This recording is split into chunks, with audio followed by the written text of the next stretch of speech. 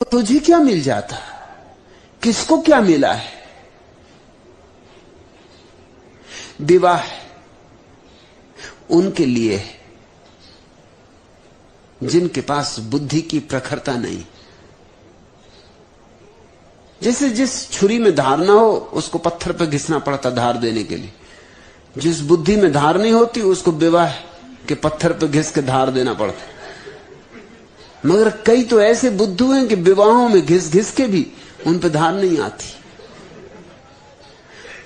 पत्थरों में धार आ जाती है घिसते घिसते, उनमें धार नहीं आती।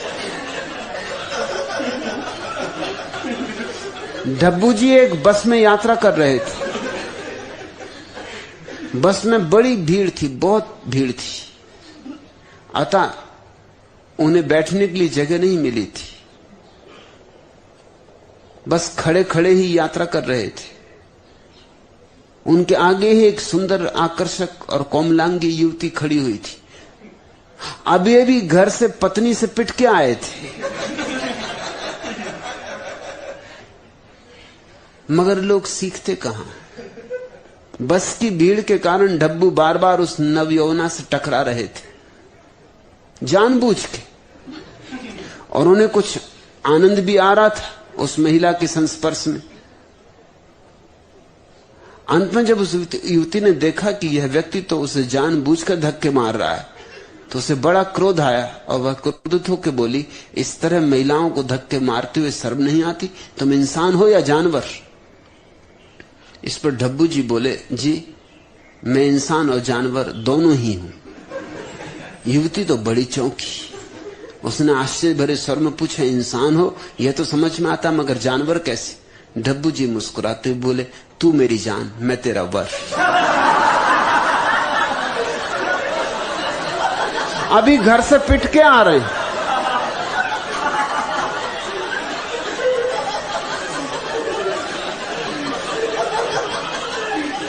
लेकिन कुछ लोगों में बुद्धि आती ही नहीं।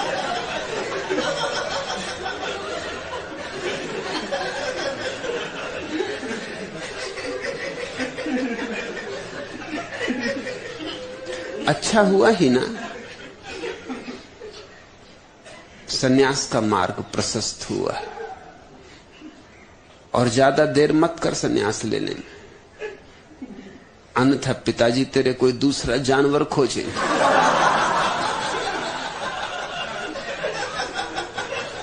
एक जानवर भाग गया, पिताजी इतने से तेरे हताश नहीं हो जाएंगे, वो कोई दूसरा खोजेंगे। तू तो समझ की झंझट मिटी, हो गया विवाह और हो गई बात खत्म। विवाह ही करना हो तो परमात्मा से करो, जुड़ना ही है तो उससे जुड़ो, फेरे ही लेने हैं तो उसके साथ, गांठ ही बांधनी है तो उससे। यहां पागलों से गांठ बांध के भी क्या होगा? इन पागलों के साथ और मुसीबत होगी। खुश हो, लेकिन बहुत खुश भी ना हो जाना, क्योंकि कभी कभी खुशी भी बर्दाश्त करना मुश्किल हो जाता है। नसरुद्दीन ने तीसरी शादी की। नई दुल्हन के हाथ का बना खाना जब पहले दिन खाया तो सारा मुंह, जीभ, ओंठ, गाल, गला और यहां तक कि दांत भी कड़वे होठ। किसी तरह उस सब्जी के कौर को वह निकल गया। सोचा कोई बात नहीं। दूसरा और दाल का लिया तो मुंह भनभना गया। मिर्च ही मिर्च थी, दाल का तो नामो निशान नहीं। पेट में जलन होने लगी और आंखों में आंसू आने लगे। वह अपनी इस नई बीबी को नाराज करना नहीं चाहता था, इसलिए बोला, खाना तो बहुत अद्भुत बना है डार्लिंग। नई दुल्हन ने पूछा, फिर आंखों में ये आंसू कैसे? कुछ न पूछो प्रिय, मुल्ला ने बात संभाल ली, ये तो खुशी के आंसू। अच्छा तो और सब्जी दूं या थोड़ी दाल और ले लो? नहीं डार्लिंग, नसरुद्दीन ने रुमाल से आंखें पोंछते हुए कहा, मैं दिल का मरीज हूं, इतनी ज्यादा खुशी एक साथ बर्दाश्त न कर पाऊंगा।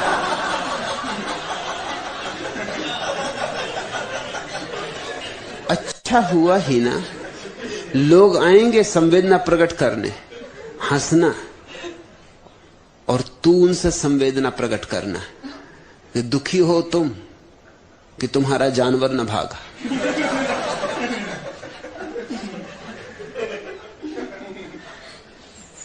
मेरा भाग गया, इसमें दुख का क्या कारण? जरूर लोग आ रहे होंगे। लोग बड़े अजीब हैं, ऐसे मौके नहीं छोड़ते। लोग आएंगे, संवेदना प्रकट करेंगे कि बेटी घबरा मत, दूसरा वर खोजेंगे, इससे भी अच्छा जानवर खोजेंगे। ये तो कुछ भी न था।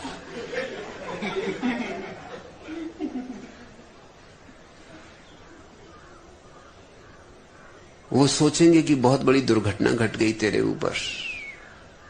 तू हंसना और उनसे कहना कि कोई चिंता ना करें, मैं नहीं छूट पाती, शायद तेरे थोड़े लगाव थे उस युवक से, इसलिए तू छूट नहीं पाती उससे। वो युवक खुद ही भाग गया, उसका धन्यवाद कर। अपनी झगड़ालू बीबी से तंग आकर मुल्ला नसरुद्दीन ने एक दिन कहा, तुमसे विवाह करके मुसलमान होते हुए भी मुझे हिंदुओं के धर्म ग्रंथों में श्रद्धा उत्पन्न होने लगी। श्री रामचरितमानस में बाबा तुलसीदास ने सच ही कहा है, ढोर गंवार शूद्र पशु नारी ये सब ताड़न के अधिकारी। रामायण की इस चौपाई में मेरी भी पूरी श्रद्धा है, गुलजान बोली, क्योंकि 5 चीजों में से मैं तो सिर्फ नारी ही हूं, बाकी 4 तो आप।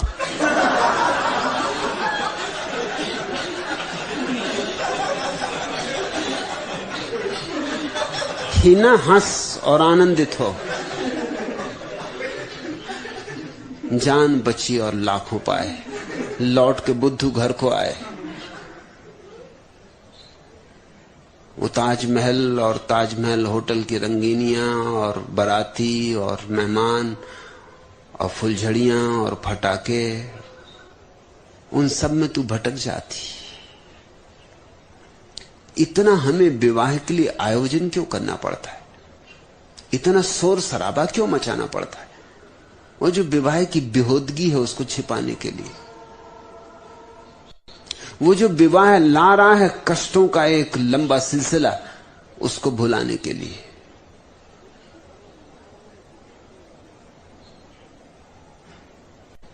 दूल्हा को बिठा देते हैं घोड़े पर, जो कभी घोड़े पर नहीं बैठा, उसको कहते हैं दूल्हा राजा। पहना देते हैं मोर मुकुट, कपड़े पहना देते हैं सम्राटों जैसे, फूल मालाओं से लाद देते। घोड़े पे बैठ के अकड़ के वो सोचता, आहा क्या जिंदगी शुरू हो रही।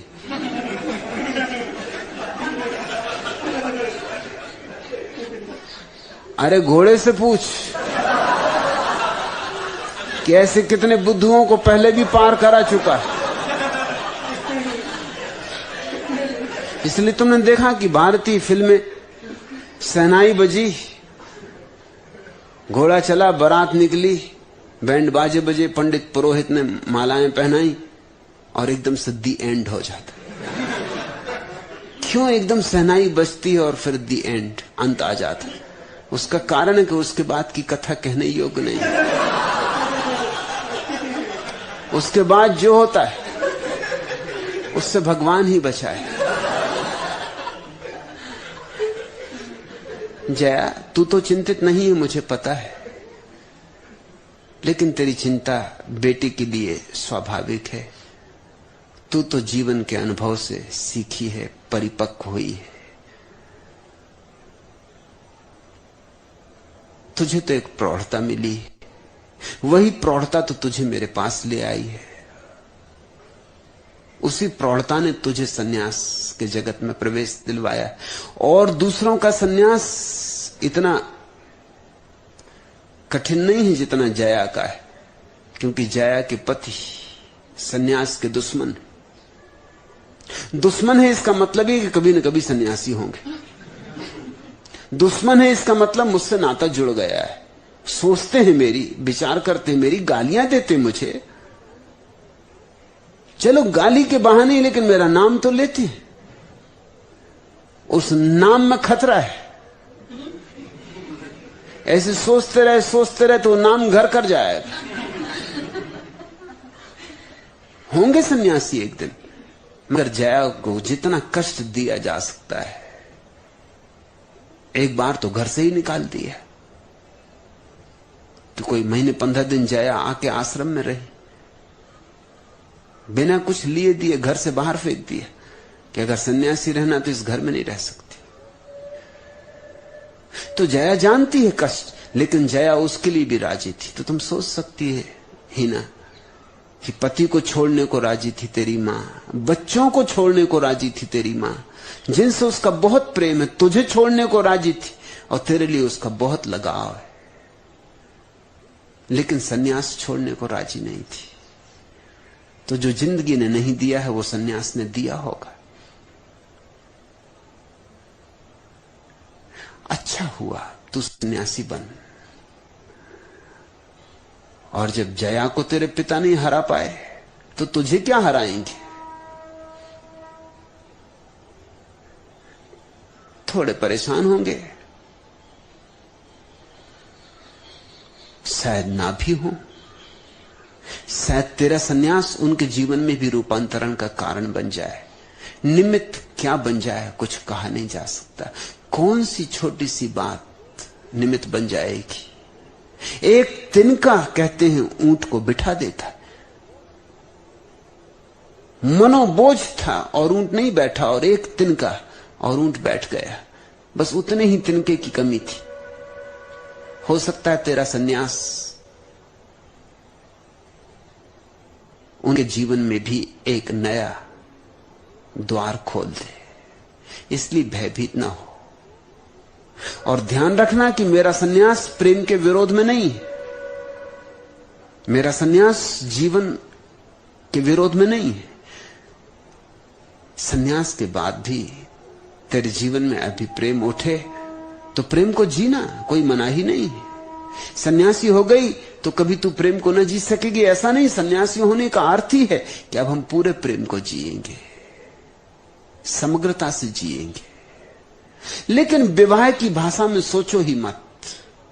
अगर प्रेम की छाया की तरह विवाह घट जाए तो एक बात है, लेकिन यह आशा छोड़ दो कि विवाह के पीछे प्रेम चलेगा। विवाह के पीछे प्रेम नहीं चलता। विवाह से प्रेम का क्या संबंध है? प्रेम के पीछे विवाह चल सकता है,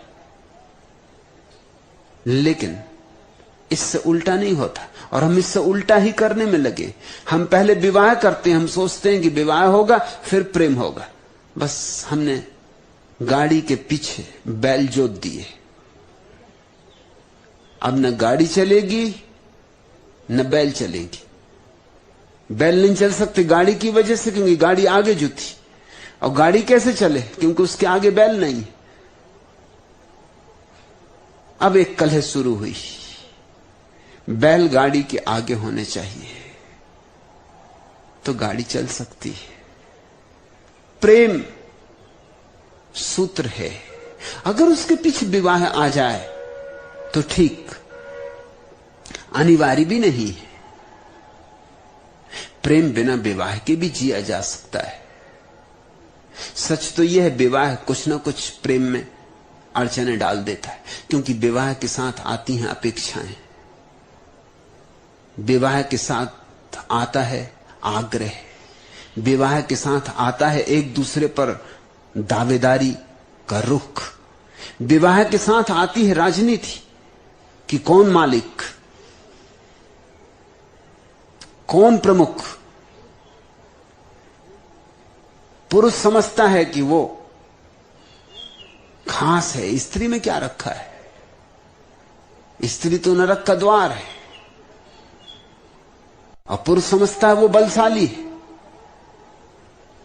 इसलिए स्त्री को दबाने की हर चेष्टा करता है, मालकियत जमाने की पूरी कोशिश करता है। उसी मालकियत जमाने में प्रेम मर जाता है। प्रेम तो फूल जैसी नाजुक चीज है, इस पे जोर से मुट्ठी बांधोगे मर जाएगा। और स्त्री भी पीछे नहीं है कुछ पुरुष से, वो उसकी अलग तरकीबें।